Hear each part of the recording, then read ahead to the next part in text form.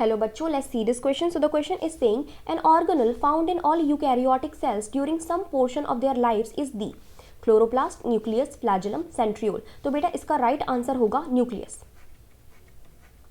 Chloroplast सिर्फ और सिर्फ पाए जाते हैं प्लांट सेल में, plant cell and some protist cell and some protist sales.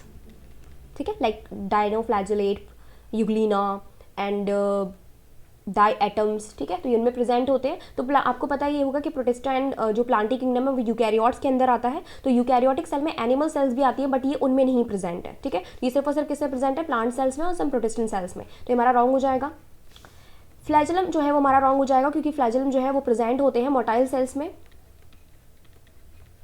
Motile sales जैसे कि फ्लैजिलेटेड प्रोटोजोअन, प्रोटोजोअन.